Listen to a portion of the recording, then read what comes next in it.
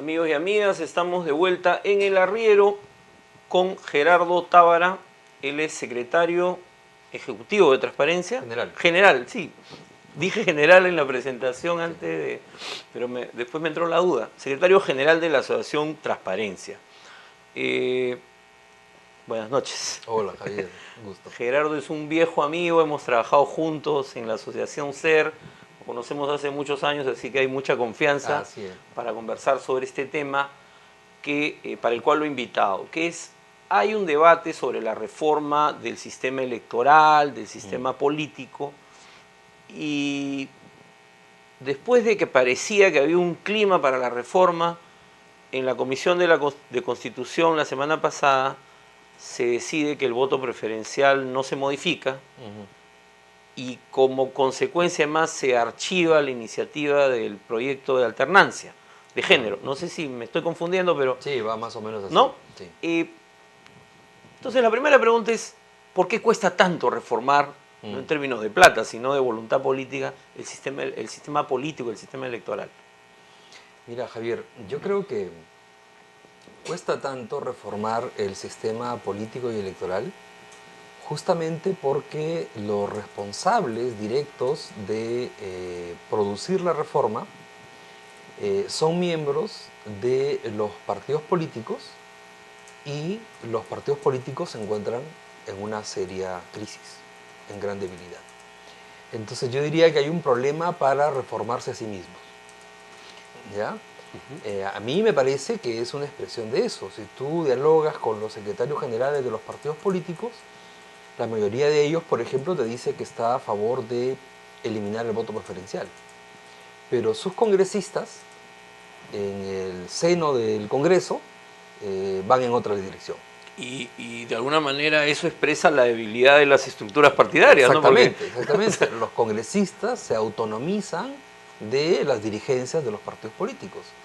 Los dirigentes de los partidos políticos, en la gran mayoría de casos, no están en el Congreso, ¿no?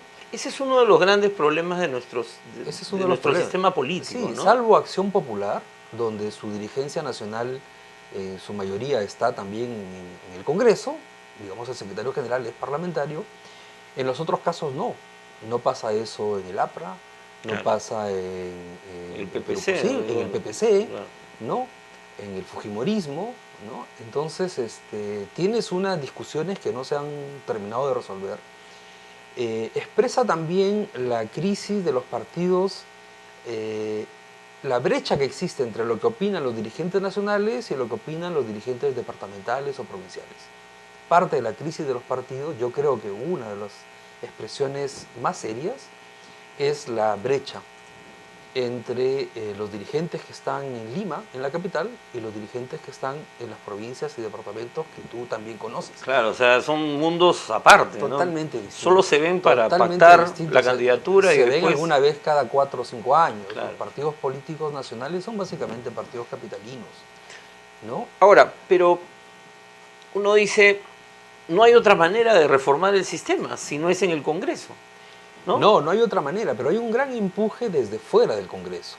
Nosotros hemos constituido una plataforma por la reforma política que está integrada por los 3 organismos electorales. Que se han puesto de acuerdo, además, para esta reforma. Nos hemos puesto de acuerdo, ¿no?, en varios temas. Jurado, PRNIEC, PNUD, Transparencia, Consejo de la Prensa Peruana, Defensoría del Pueblo, Idea Internacional. Estamos propiciando temas de la reforma política. Tuvimos un diálogo por la reforma hace muy poco, 10 ¿no? días más o menos, ¿no? Con secretarios generales de 9 partidos políticos, líderes de opinión. Ahí había unas 80 personas debatiendo temas que tenían que ser llevados al Congreso. Ahora, mira, hay quienes me dicen, pero está bien el voto preferencial, porque el voto preferencial permite que yo elija directamente a quien yo quiero. Sí. Y en cambio yo no quiero depender pues de la cúpula del APRO, del PPC para elegir a mi candidato. Sí. Así nació el voto preferencial, ¿verdad? O sea, cuando se puso el voto preferencial, la idea era que eso permitiera romper el dominio, yo iba a decir el dominio de las dirigencias nacionales sobre las listas. Y entonces darle la posibilidad a los candidatos de recolocarse en virtud de darle al ciudadano el derecho de marcar dentro de la lista uno o dos nombres más. Y digamos que por lo menos en los primeros 10 años de ese ejercicio, como los partidos funcionaban, la cosa más o menos funcionó. Tú encuentras y puedes conversar con algunos parlamentarios que te cuentan su caso y te dicen, si no fuera por el voto preferencial, yo no hubiera estado en el Congreso. Claro.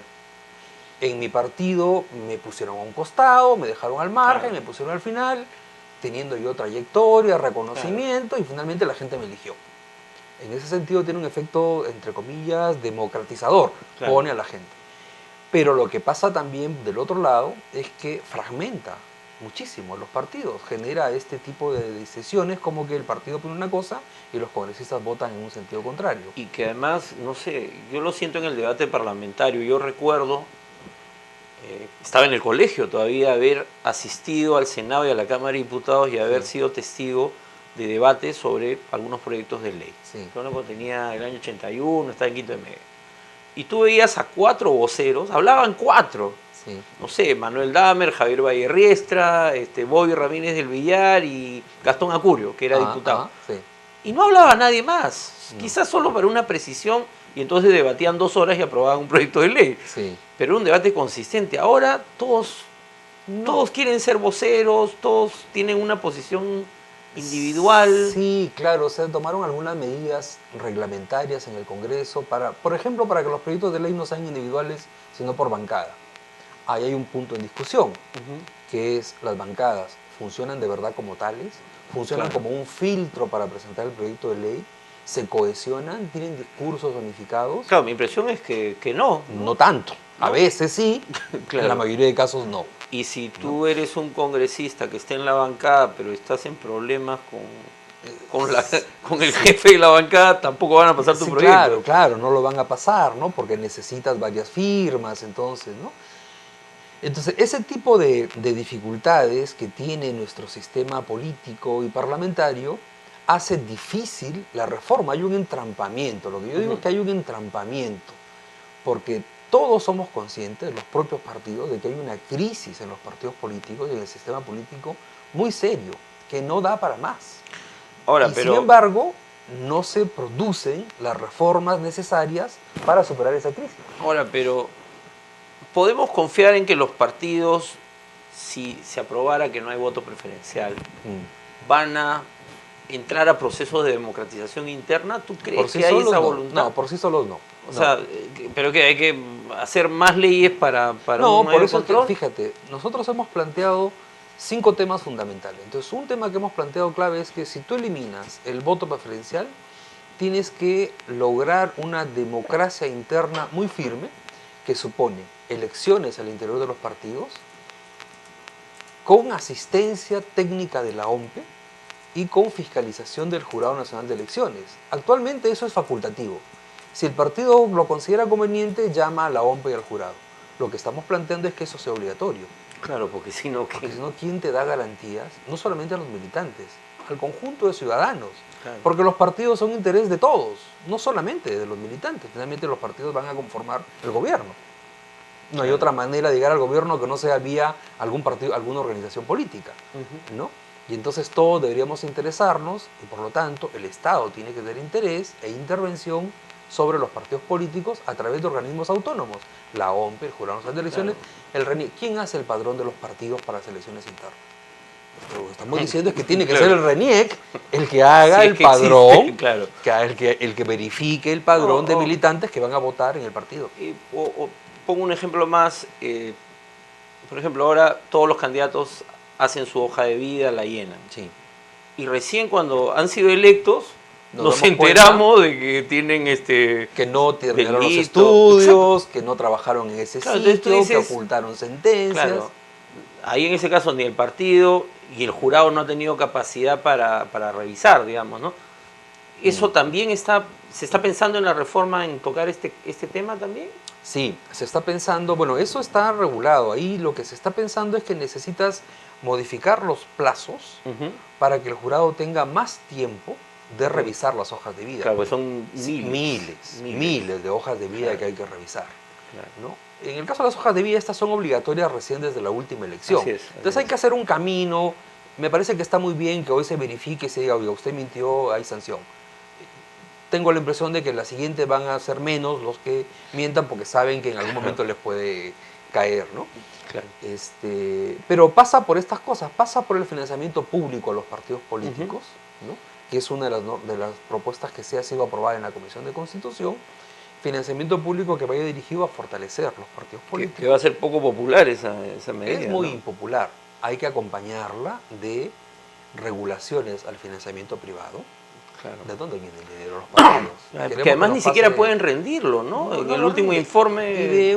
Y a eso iba, y de una mayor fiscalización. Yo creo que parte de la reforma es fortalecer las atribuciones del Jurado Nacional de Elecciones y de la OMPE para fiscalizar a los partidos políticos. O sea, un sistema electoral, organismos más fuertes. Más fuertes. Fiscalizar, por ejemplo, las finanzas partidarias y las de las campañas.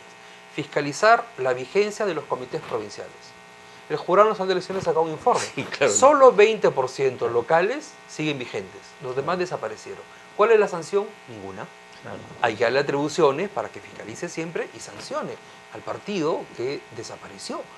O sea, sigue inscrito en el ROC, pero sus comités desaparecieron. Hay ciudades, Abancay, Pasco, Huaraz, claro, donde no hay un solo local partidario. Y son capitales de departamento. Son capitales de departamento. Claro, yo digo, si yo quiero ir en Pasco a buscar al partido X para saber dónde está su congresista, claro, no sé, no lo encuentro. No está, es lo mínimo que tiene que tener un ciudadano, la garantía de saber a qué puerta toco para saber que ahí funciona el partido. Gerardo, la conversa está muy interesante. Vamos a hacer un brevísimo corte y volvemos porque no quiero que se me pase el tema de la ley de alternancia. No, alternancia. Claro. Volvemos en un momento. En el arriero estamos conversando con Gerardo Tábara, secretario general de la Asociación Transparencia.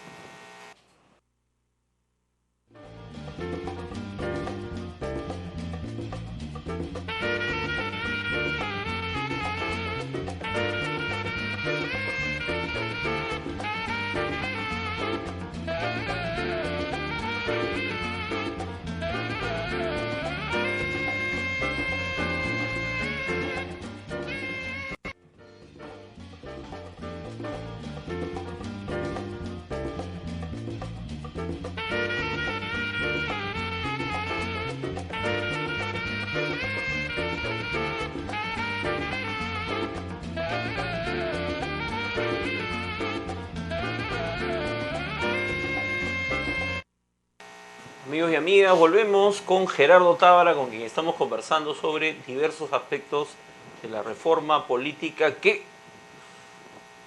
parece que se va a dar, parece.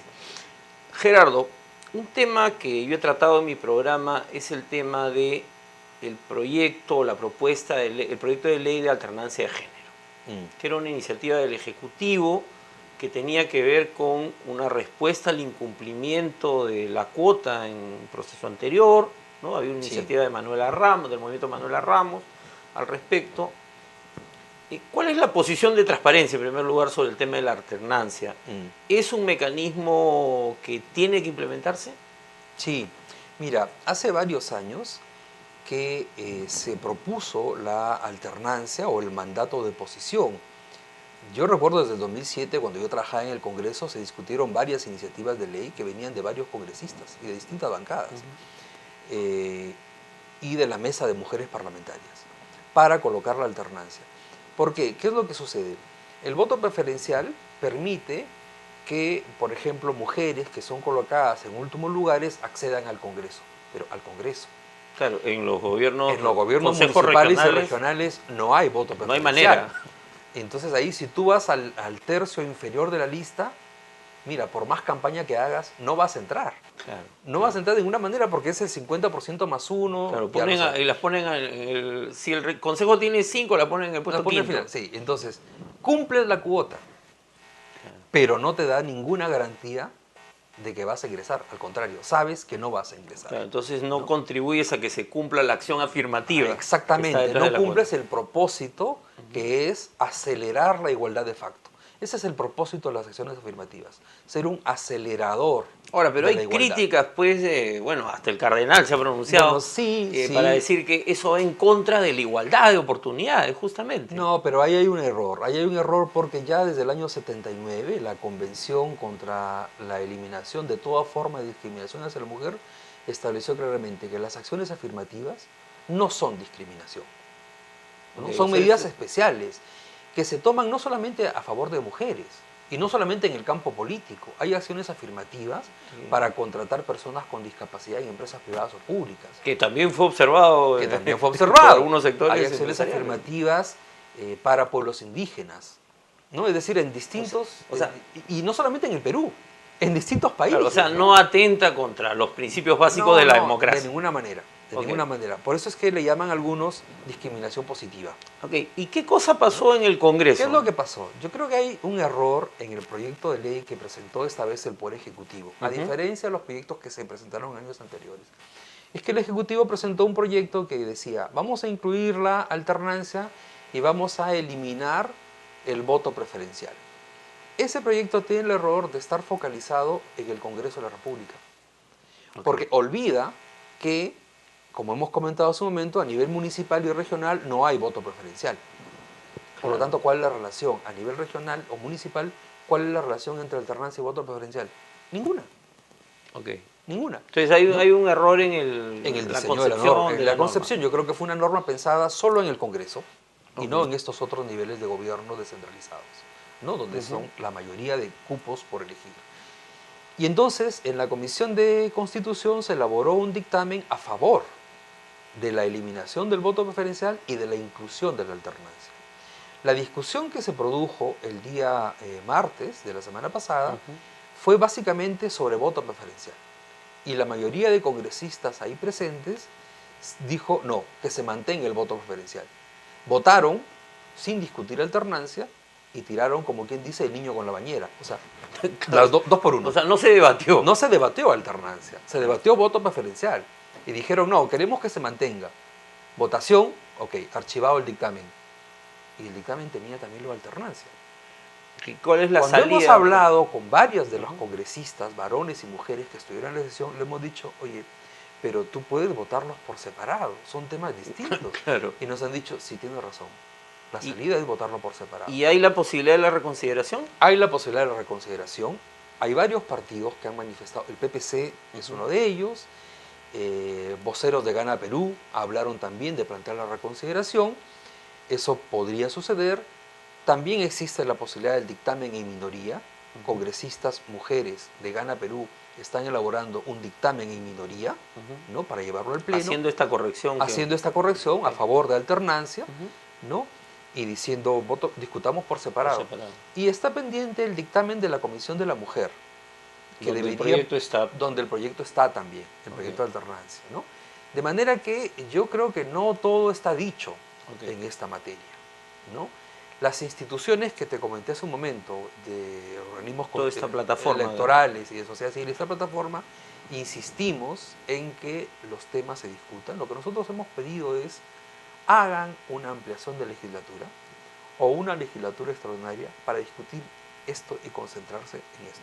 Y que además hay que discutirlo ya, porque el cronograma electoral se nos viene. El próximo semestre todavía se podría, pero ya las campañas electorales están empezando. Si tú viajas como lo haces por provincias, ya encuentras pintas de candidatos. Por supuesto. O sea, de verdad, el próximo año ya es un año electoral.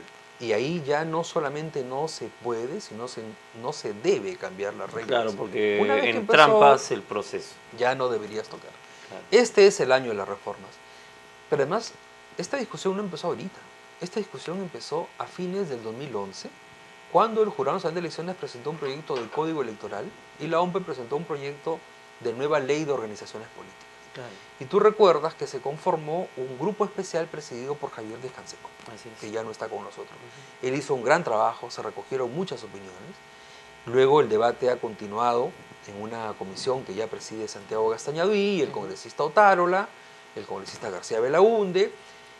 Transparencia ha realizado 10 reuniones descentralizadas. Donde se han debatido todos los temas de la agenda. Se han debatido los diversos temas. Estos temas, la democracia interna, modificaciones a la revocatoria, financiamiento público, voto preferencial, todos estos temas. Y el debate ha ido alimentando al Congreso de opiniones, preguntas, propuestas, sugerencias, que lamentablemente no están siendo tomadas en cuenta de manera suficiente.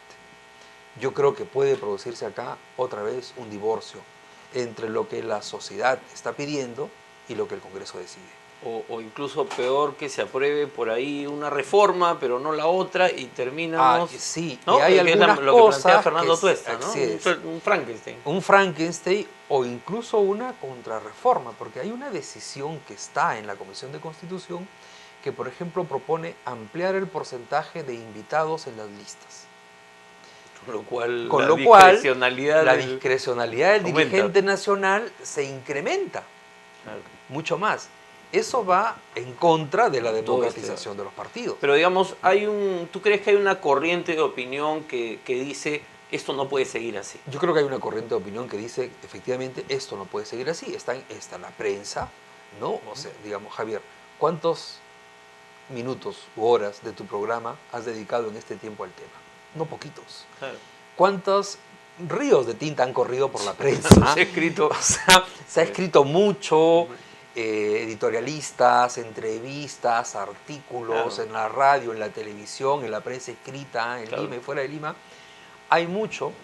Hay un movimiento a favor de la reforma que va tomando forma y que esperamos tener más fuerza para romper ese entrampe que hay en el Congreso. Las decisiones, como dijiste hace un momento, corresponden al Congreso.